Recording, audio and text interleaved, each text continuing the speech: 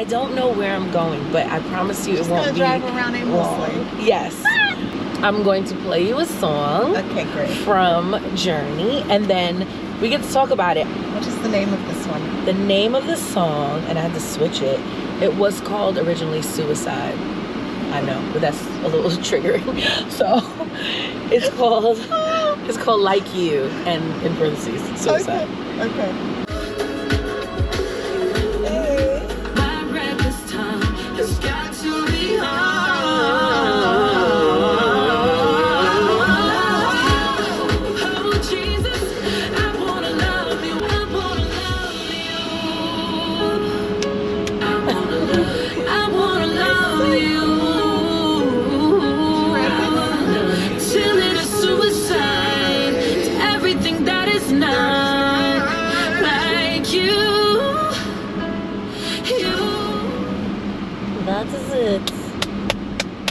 That is yes, girl. And the words, seriously, like the depth of the words. Somebody can't listen to that song and just enjoy it. Like, you're going to enjoy it rhythmically and musically, but you're also gonna be like, ooh, Lord, Holy Spirit, did you want to deal with me on anything in my life? Like, but that's what it's supposed to be about, though. It is. So, I have a question for you. Okay. Unless you have something else you wanted to just say. Well, I have randomly. a question for you. Okay. What vices of the flesh have been the most difficult for you to put to death in your own life? So before, it really was self-consciousness. Not so much my tongue. I think I was in the prayer closet. When you're in the prayer closet and you're soaking and you're just seeking, it's easy to, I'm going to guard my tongue and guard my heart and all of that. Because you're not around anybody but the Lord. But nowadays, I am more struggling with my tongue. Yeah. Like, shush, shush, you shush. And it's stuff that I'm maybe speaking into existence or giving life to. Not so much like a gossipy thing, but also complaining. Correct. Hello? It's the murmuring and the complaining. Yeah. Like, Laura's been like really dealing with me lately. Like, you shush.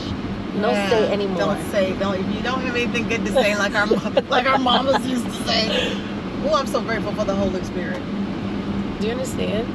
Just conforming us into the image of Christ. Seriously, because there would be no hope of any of us looking like Jesus in any area of our life if the Holy Spirit himself weren't supporting and inducing that whole project. I used to be mad when has the Holy Spirit ever told you something you didn't listen, or you really realized that it was him afterward, and it's like, oh man, I wish I would have done that. I used to be mad at those moments, but the Lord really corrected me quickly. He was like, no, I'm teaching you how to listen to my voice. That's right. So deal with this quick pain, because this was something light. If there's coming something bigger, and I'm going to need you to pay attention. Yeah. And I've been like, ugh. Yeah. And I'm so grateful that just to your point, that his grace is sufficient for even making those missteps our greatest teachers for our relationship with him moving forward, that he don't hold it against us. He says, come on, just keep going. That's going to teach you for the future. Right. I'm so grateful that his grace covers even that. If the Lord treated me like I treat me, I'd have been tossed out. It would have been a sad praise. But it would have been a sad praise. But what about you? What has been like your vice, or the thing that's hardest to kill, even if it wasn't said in the song? I think that I am not as gracious towards others as I appreciate when grace is extended to me. I appreciate when people don't make assumptions about my intentions, or they're judgmental about me in a way like you don't even know me, you don't even know what I was thinking when I did that or said that. And if you do, it's even more hurtful when, if you do know me, then you would know, even if I offended you or did the wrong thing, if you know me, you know I would never, that wouldn't be my heart. So when people extend grace to me, I didn't mean to offend you, and they know that, and they knew I didn't mean to say it that way or do it that way, and it maybe came out the wrong way, and they give me grace. Oh my gosh, I'm so grateful for that. and yet I don't feel like I'm as quick to extend that to other people. I want to be better about that. The same grace that God lavishly gives us to have a second and a third and a fourth and a fifth chance. I want to be gracious like Christ is.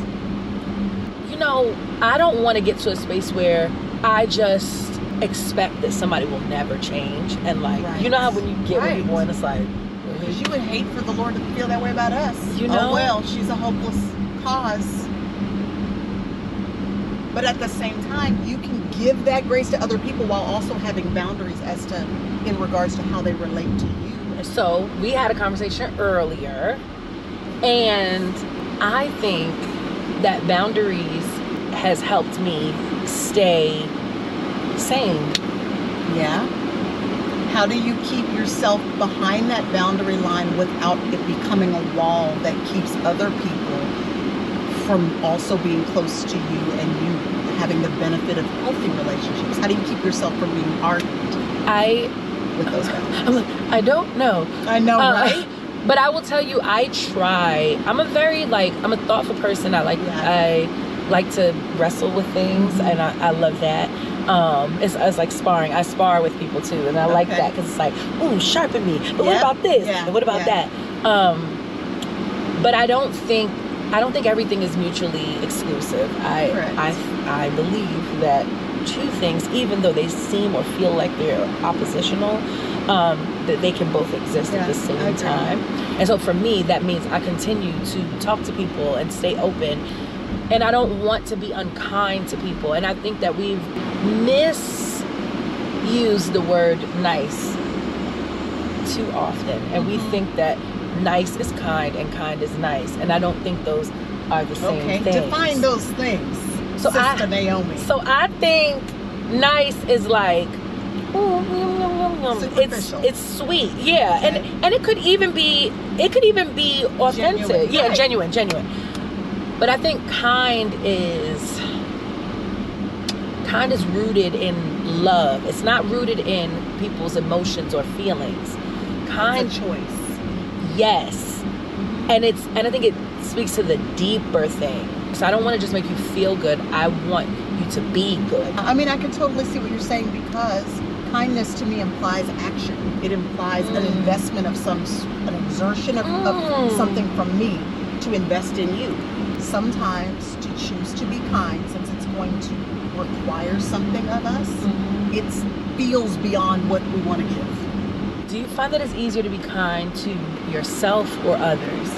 Oh, that is a very good question. I think that it's, for me, and I know it's not the same for everybody, but I think I'm wired in such a way that it's probably harder to be kind to others, because I can be, you can be easily wounded by the people that are closest to you.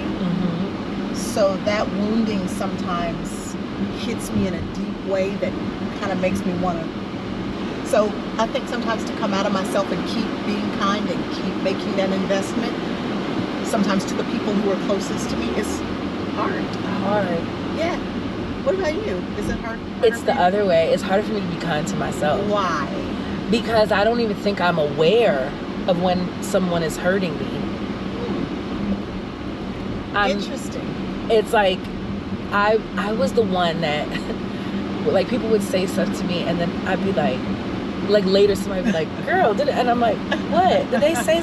Yeah. Oh no, I was supposed to be upset. So I don't mind still doing the things for people, like being kind and like showing up, but I'm a little guarded, so you almost can't show up for me. Yeah.